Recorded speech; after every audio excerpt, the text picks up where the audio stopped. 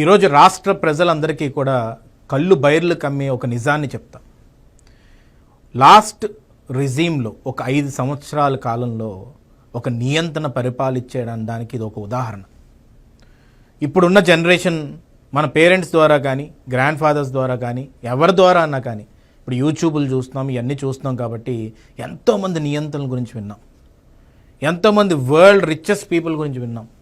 కానీ నియంత్రణలు ఎలా బిహేవ్ చేస్తారనడానికి ఇప్పుడు జనరేషన్కి అయితే కిమ్ ఒక ఎగ్జాంపుల్.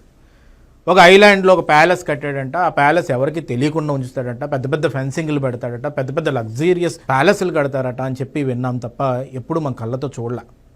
కానీ ఇప్పుడున్న జనరేషన్కి ఒక నాయకుడు అయ్యుండి నియంత్రణ లాగా బిహేవ్ చేస్తూ ఒక లగ్జీరియస్ ప్యాలెస్లు కట్టి, ఒక బెంగళూరులో ఒక ప్యాలెస్, ఇక్కడేమో లోటస్ పాండ్ దగ్గర ఒక ప్యాలెస్, అక్కడ తాడేపల్లి ప్యాలెస్. ఏమనంటే తాడేపల్లి ప్యాలెస్లు అన్ని గదులు ఎందుకో అని డిస్కషన్ చేస్తున్న సమయంలో ఈరోజు ఒక్క నిజం తెలిసిందండి. ఆ నిజం తెలిసిన తర్వాత కంచే చేను మేస్తుంది అంటారు. ఆ ప్రోవర్బ్కి కరెక్ట్ ఎగ్జాంపుల్ జగన్మోహన్ రెడ్డి.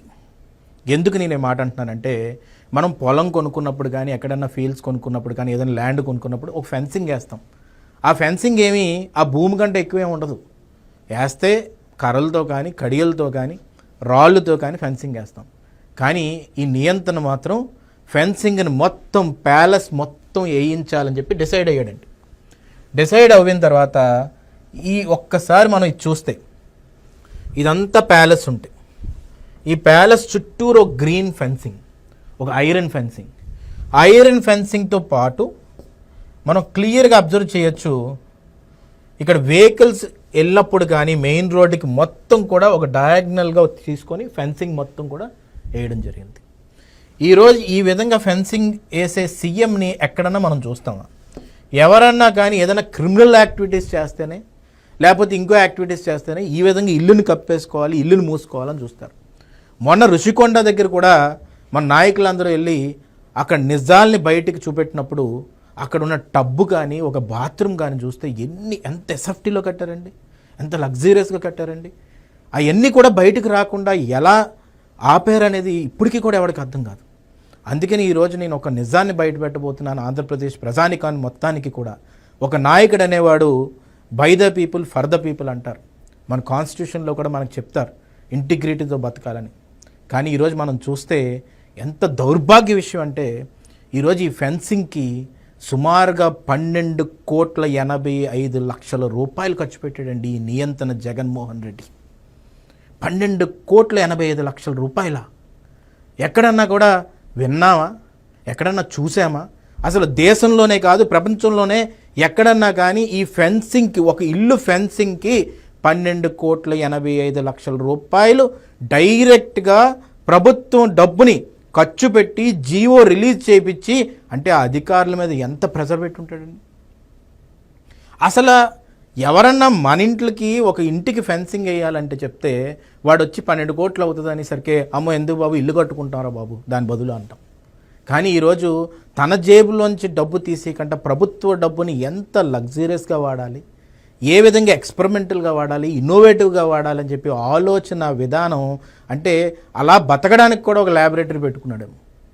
ఈరోజు లండన్ వెళ్ళాలంటే ఒక ప్రైవేట్ ఫ్లైట్, ఇంకో కంట్రీకి వెళ్ళాలంటే ఒక ప్రైవేట్ ఫ్లైట్, పార్కింగ్ పెట్టుకొని ప్రైవేట్ ఫ్లైట్, దానికి కూడా ప్రభుత్వం నుంచి డబ్బులు కట్టించే విధంగా, అసెంబ్లీలోనే డైరెక్ట్గా జీవో రిలీజ్ చేసి లండన్లో సెక్యూరిటీ పెట్టుకునే విధంగా, ఋషికొండ ఏం కడుతున్నారో తెలియకుండా గోప్యంగా ఉంచి, సీక్రెట్గా ఉంచి, పెద్ద పెద్ద బాత్రూమ్లు, ఎంత పెద్ద బాత్రూమ్లు అంటే 1 సెంటు పేదవాడికి ఇస్తానని చెప్పి పెత్తందారుడిగా ఈ జగన్మోహన్ రెడ్డి ఒక పెద్ద ప్యాలెస్నే ఋషికొండలో పెట్టుకొని అక్కడ ఎంత పెద్ద లగ్జీరియస్గా అక్కడ ఉన్న ఇంటీరియర్స్ చేయించుకున్నారో మనం కళ్ళతో చూసాం.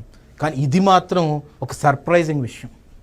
దేశంలోనే ఇప్పుడు దాకా హిస్టరీలో ఎప్పుడూ కూడా అన్ప్రెసిడెంటెడ్, ఎక్కడ జరగలేని విషయం 12,85,00,000 రూపాయలండి. దానికి నేను ఊరికే చెప్పట్లే, ఈ ఐరన్కి అంతెందుకు ఉంటుందండి అని అడగొచ్చు, చాలామంది అడిగిన వాళ్ళు కూడా ఉన్నారు. కానీ మనం ఇక్కడ చూస్తే మనకు క్లియర్గా జీవోలో ఇక్కడ చూడండి, మనకి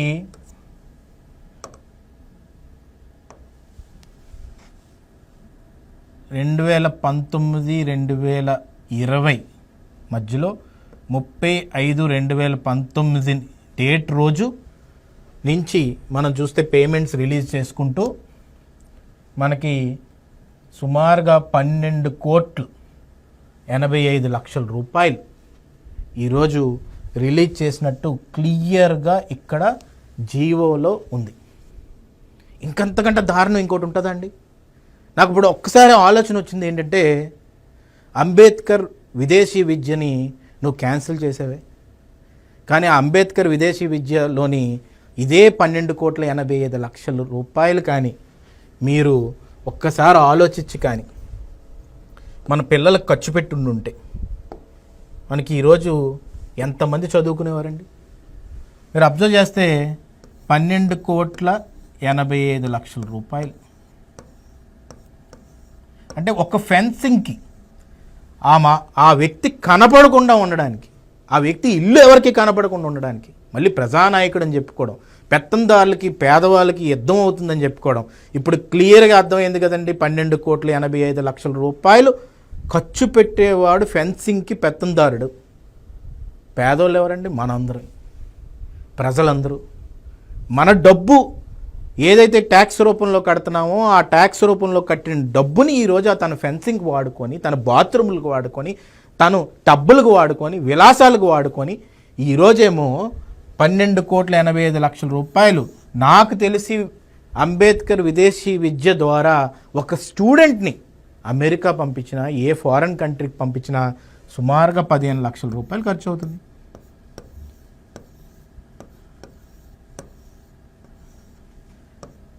అంటే సుమారుగా మనం చూస్తే ఇక్కడ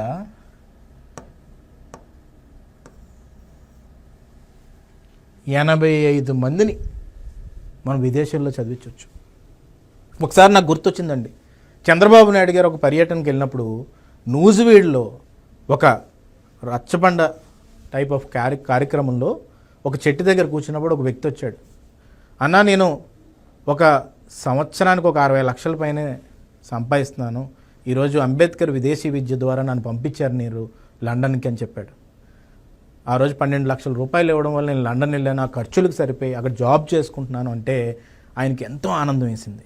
అంటే ఒక వ్యక్తిని, ఒక పిల్లవాడిని తీసుకొని గవర్నమెంట్ ఫండ్ తోటి సపోర్ట్ చేసి చదివిస్తే తను ఆ విలేజ్ ఎకోసిస్టమ్ని మార్చేసి ఇంకోళ్ళకి ఇన్స్పిరేషన్గా తయారవుతాడు. కానీ ఒక ఫెన్సింగ్కి 12,85,00,000 రూపాయలు నువ్వు ఖర్చు పెడితే ఈరోజు ఆ 15 లక్షల రూపాయలు నేను దానికి డివైడ్ చేస్తే 85 మందిని నువ్వు 15 లక్షల రూపాయలు ఇచ్చి విదేశీ విద్యకు పంపించవచ్చు. కానీ 85 గ్రామాలు బాగుపడి కదా. కానీ ఈరోజు అలాంటి ఆలోచన నీకు లేదంటే నువ్వు నాయకుడివే కాదే, ప్రజలకు సంబంధం లేదే నీకు. నువ్వు ఎప్పుడైతే విలాసాలకి అలవాటు పడ్డావో, టబ్బుల్లో కూర్చొని సీవ్యూని చూడాలని చెప్పి ఋషికొండలో ఎప్పుడైతే నువ్వు అనుకున్నావో, ఇంకా దానికంటే దారుణం ఇంకోటి ఉంటుందా ఒకసారి ఆలోచించవలసిన అవసరం ఎంతైనా ఉంది. మా నియోజకవర్గం దగ్గర, పక్క నియోజకవర్గం కోటవరట్ల దగ్గర ఒక బ్రిడ్జు పడిపోయి బస్సులు వెళ్ళక చాలామంది గ్రామస్తులు బాధపడుతుంటారు. ఆ బ్రిడ్జికి ఎంత అవసరమయ్యా అని చెప్పి నేను ఇంజనీర్ని అడిగితే, సార్ 1,80,00,000 రూపాయలు ఉంటే చాలు సార్, బ్రిడ్జ్ బాగుపడిపోతుంది, బస్సులు వెళ్తాయి, పిల్లలు స్కూల్కి వెళ్తారని చెప్పారు. నువ్వు 12,85,00,000 రూపాయలు నీ ఫెన్సింగ్ ఖర్చు పెట్టి బదులు అలాంటి బ్రిడ్జిలు ఎన్ని వేయొచ్చయ్యా? 12 బ్రిడ్జిలు వేయచ్చు. ఈ 12,85,00,000 రూపాయలు నీ ఫెన్సింగ్కి ఖర్చు పెట్టి బదులు సుమారుగా 320 కిలోమీటర్లు పంచాయతీ రోడ్లు 5 లక్షల రూపాయలు ఖర్చు పెట్టేయచ్చు. అంత దారుణంగా ఆలోచన విధానం ఉండేవాడివి నువ్వు నాయకుడివే కాదు, నువ్వు నియంత్రణవి. నువ్వు ఇంకా ఎంత దారుణమైన ఆలోచనలు ఉన్నాయంటే నీకు ఇక్కడితో నువ్వు వదలలేదు, ఒక ఫెన్సింగ్తో నువ్వు వదలలేదు. దీన్ని ఎక్కడి దాకా తీసుకెళ్ళావంటే ఇది చూడండి, ఈ జీవో చూస్తే మతిపోద్ది, దెమ్మ తిరిగిపోద్ది ఒకవాడికి. ఇది R&B transport roads and buildings department release చేసిన జీవో. ఈ జీవోలో ఎవరండి ఇచ్చారు? GO RT number 279 from the chief engineer R&B buildings and RSW Vijayawada. Letter number view cutters. దీనికి మళ్ళీ వ్యూ కట్టర్స్ అని ఒక పెద్ద మంచి షుగర్ కోటింగ్ వర్డ్ ఒకటి. ఆ వ్యూ కట్టర్ పెట్టుకొని నువ్వేం చేద్దాం అనుకుంటున్నావు, నీకు సెక్యూరిటీ అని చెప్తున్నారు. ఈరోజు నేను ప్రజల మధ్యలోకి వచ్చేస్తున్నానని చెప్తున్నావు. మరి ఆ రోజు వ్యూ కట్టర్స్ పెట్టుకొని ఇప్పుడు చంద్రబాబు నాయుడు గారి ఇంటికి వెళ్ళండి, ఇలాంటి వ్యూ కట్టర్స్ ఉంటాయా? ఇంకోటి చెప్పాలి మీకు, ఈ డబ్బుతోటి సుమారుగా 2 ప్రజావేదికలు కూడా కట్టవచ్చు. ఈరోజు చూస్తే ఈ జియో 7/10/2019 అప్పుడు రిలీజ్ చేశారు. ఇది అసలు ఆశ్చర్యకరమైన విషయం. ఏంటంటాడంటే ఈ మహానుభావుడు ఈ జగన్మోహన్ రెడ్డి, నాకు సుమారుగా 0.14 ఎకరాల్లో ఆ స్థలం తీసుకొని ఆ స్థలంలో ఈ ఫెన్సింగ్ని కడతాడట. ఎక్కడైనా విన్నామండి ఇది? ఈ ఫెన్సింగే పరమ వేస్ట్ నీ ఇంటికి. దానికి 12,85,00,000 రూపాయలు ఖర్చు పెట్టావు. మళ్ళీ ఆ ఫెన్సింగ్ కట్టడానికంట ఇంత భూమి కొనాలి, మీరు శాంక్షన్ చేయండి అని చెప్తున్నావు. In the circumstances reported by the Chief Engineer R&B, Buildings and RSW Vijayawada in the reference read above and after careful examination of the proposal, government hereby accord administrative sanction for an amount of for land compensation towards additional requirement of land to an extent of 0.148 acres. అంత క్లియర్గా mention చేశారండి. ఈ ఫెన్సింగ్ని attach చేయడానికి నువ్వు ప్రభుత్వం డబ్బుని draw చేసి ఆ ల్యాండ్ని కొంటావా? ఎక్కడన్నా ఈ విచిత్రం ఉందా అనేది ప్రజలు ఒక్కసారి ఆలోచించవలసిన అవసరం ఎంతైనా ఉంది, ప్రజలు ప్రశ్నించవలసిన అవసరం ఎంతైనా ఉంది. ఈరోజు ఇది చరిత్రలో ఎప్పుడు జరగదు, భవిష్యత్తులో ఎప్పుడు జరగదండి. ఇంత లగ్జరీతో ఇల్లులు కట్టుకోవడం, ప్రభుత్వం డబ్బుని ప్రజలు కట్టిన ట్యాక్సుల్లోంచి పాకెట్లలోంచి దొంగతనం చేసి దొబ్బి ఆ డబ్బుని అంతా తీసుకొచ్చి ఫెన్సింగ్లు కట్టుకొని ఆ ఫెన్సింగ్లు కట్టడానికి మళ్ళీ ల్యాండ్ కొంటావా? ఇంకెంతకంటే దారుణమైన విషయం ఎక్కడన్నా ఉన్నదా అనేది ఒకసారి ఆలోచించాలి. నేను ఇవన్నీ కూడా ఫ్యాక్ట్స్ని మీ ముందు పెట్టి ట్రాన్స్పరెంట్గా ఒక్కసారి మీ ముందు పెట్టడం వల్ల ఒక్కసారి మీరందరూ కూడా ఆలోచన విధానం తంది ఎలాగుంది. బాబాయిని మర్డర్ చేసి ఒకరి మీద తోస్తారు. తన కోర్టుకు వెళ్ళే కేసుల గురించి కూడా ప్రభుత్వం చేత ఖర్చు పెట్టుకుంటాడు. తన లాయర్లకి ప్రభుత్వం ఫీజులు ఇప్పిస్తాడు. తర్వాత తను కట్టిన ప్యాలెస్లకి ఫెన్సింగ్కి ప్రభుత్వం డబ్బు తీసుకుంటున్నాడు. ఈరోజు ఎంతమంది యూత్ వాళ్ళకి విద్యకు సంబంధించి ఎక్కడ రియంబర్స్మెంట్లు జరగక సర్టిఫికెట్లు రాక ఎంతమంది బాధపడ్డారండి.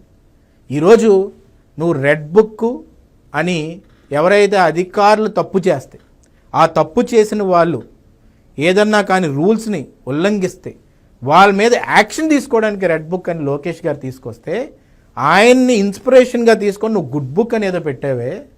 ఈరోజు ఆయన్ని ఇన్స్పిరేషన్గా తీసుకొని నువ్వు టీసీఎస్ లాంటి కంపెనీలు 10,000 ఉద్యోగాలు ఈరోజు లోకేష్ గారు వైజాగ్ తీసుకొస్తే నువ్వు మాత్రం ఒక ప్యాలెస్ కట్టి రుషికొండ మీద మాత్రం టబ్బులు పెట్టి బాత్ టబ్బులు పెట్టి కమోడ్లు లగ్జీరియస్ కమోడ్లు ఆటోమేటెడ్ కమోడ్లు అట నీకు. మళ్ళీ ఇంకా అన్నీ ఆటోమేషనే. నీకు లేచి కూర్చోడానికి కూడా నీకు ఓపిక ఉండదు, వంగోడానికి ఓపిక ఉండదు. ఈరోజు అందుకనే క్లియర్ కట్గా ప్రజలకు అర్థమైంది ఏంటంటే ఈరోజు చంద్రబాబు నాయుడు గారి పాలన ప్రజాపాలన. చంద్రబాబు నాయుడు గారు ప్రజల కోసం ఉన్నారు. For the people by the people అనడానికి చంద్రబాబు నాయుడు గారు, పవన్ కళ్యాణ్ గారు, బీజేపీ పరిపాలన, కూటమి పరిపాలన ఈరోజు అన్ని విధాలుగా కూడా సుభిక్షంగా ఈరోజు ఆంధ్రప్రదేశ్ని ముందుకు తీసుకెళ్తుంది. అన్ని విధాలుగా కూడా మనం క్యాపిటల్ కట్టుకోబోతున్నాం అని చెప్పి గర్వంగా కాలర్ ఎగరేసి మనం చెప్పుకుంటున్నాం. రేపు రానున్న రోజుల్లో పోలవరం కూడా కట్టి అన్ని విధాలుగా ప్రాజెక్ట్స్ అన్నీ కూడా కంప్లీట్ చేసుకొని రోడ్లకి ఈరోజు ఫండ్స్ రిలీజ్ అవబోతున్నాయి. ప్రోగ్రెసివ్ స్టెప్స్ తోటి ఆంధ్రప్రదేశ్ ముందడుగు అయిపోతుంది కాబట్టి గర్వంగా చెప్పుకుంటున్నాం. ఇలాంటి సమయంలో ఇలాంటి ఇష్యూని ప్రజలందరి ముందు నేను పెట్టడానికి ఒకటే కారణం ఏంటంటే ఈరోజు జీవోస్ ఉన్నాయి, అన్నీ ఉన్నాయి.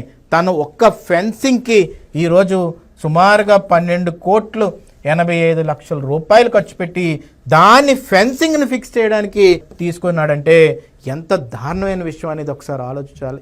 ఈరోజు ఇలాంటి వ్యక్తిని వదలకూడదు.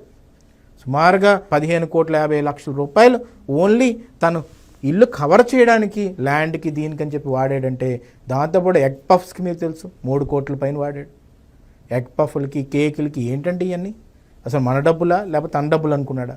ఈరోజు అందుకనే ఒకసారి ఆలోచించి రేపు రానున్న రోజుల్లో వడ్డీతో సహా తన దగ్గర నుంచి వసూలు చేయవలసిన అవసరం ఎంతైనా ఉంది, తనకు శిక్ష పడవలసిన అవసరం ఎంతైనా ఉందని చెప్పి ఈ సందర్భంగా కోరుతున్నాను.